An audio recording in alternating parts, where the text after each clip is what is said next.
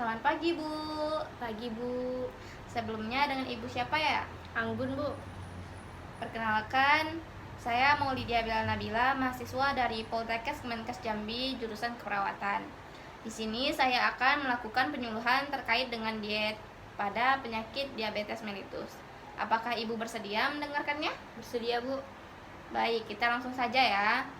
Tujuan dari diet diabetes mellitus yang pertama, mempertahankan kadar glukosa darah yang mendekati normal dengan keseimbangan asupan makanan dengan insulin. Dan yang kedua, mencapai kadar serum lipid yang optimal. Yang ketiga, memberikan energi yang cukup untuk mencapai atau mempertahankan berat badan yang memadai untuk orang dewasa. Mencapai pertumbuhan dan perkembangan yang normal pada anak dan remaja. Untuk meningkatkan kebutuhan metabolik selama kehamilan dan laktasi, penyembuhan dari penyakit katabolik. Berat badan memadai diartikan sebagai berat badan yang dianggap dapat dicapai dan dipertahankan baik jangka pendek maupun jangka panjang oleh orang dengan diabetes itu sendiri maupun dengan petugas kesehatan. Dan yang keempat, menghindari dan menangani komplikasi akut orang dengan diabetes yang menggunakan insulin seperti hipoglikemia, penyakit-penyakit jangka pendek, masalah yang berhubungan dengan kelainan jasmani dan komplikasi kronik diabetes seperti penyakit ginjal, hipertensi, dan penyakit jantung. Yang kelima, meningkatkan kesehatan secara keseluruhan melalui gizi yang optimal. Kita lanjut ke syarat diet pada diabetes mellitus. Yang pertama, jumlah energi yang diberikan sesuai dengan kebutuhan berdasarkan umur, jenis kelamin, tinggi badan, aktivitas fisik, proses pertumbuhan, dan kelainan metabolik. Yang kedua, jumlah karbohidrat disesuaikan dengan kesanggupan tubuh untuk menggunakannya, yaitu berkisaran 60-70% dari total konsumsi. Makanan dan minuman yang mengandung gula dibatasi dan digunakan jenis karbohidrat kompleks atau makanan yang berserat. Dan yang ketiga, protein berkisar 12-20% dan digunakan protein yang bernilai biologi tinggi. Yang keempat, lemak berkisar antara 20-25% dan lemak jenuh serta kolesterol tidak dikonsumsi. Dan yang keenam, vitamin dan mineral diberikan sesuai dengan kebutuhannya.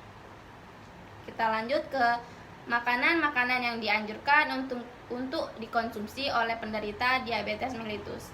Yang pertama adalah sumber karbohidrat kompleks seperti beras nasi, kentang, singkong, terigu, tapioka, gula, makaroni, mie bihun, roti, dan biskuit.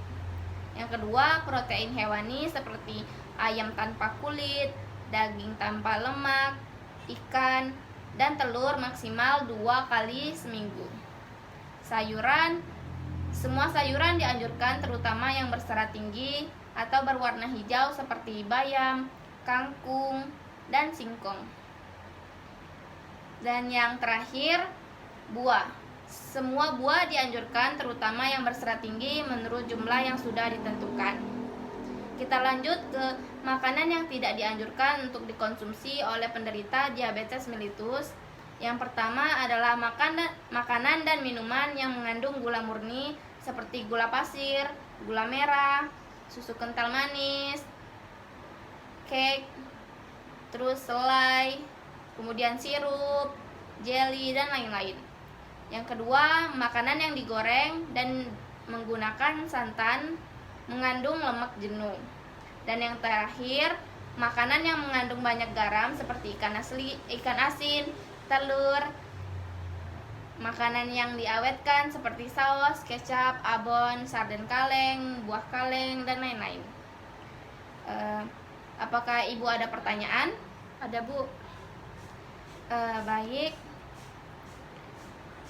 Bagaimana orang diabetes tahu bahwa penyakit mereka terkontrol dengan baik? Sebuah tes glikasi hemoglobin secara akurat menilai seberapa baik gula darah terkontrol selama 2 atau 3 bulan. Bagi individu non-diabetes, tingkat normal biasanya di bawah 5,5%. Pada penderita diabetes, tingkat hemoglobin di bawah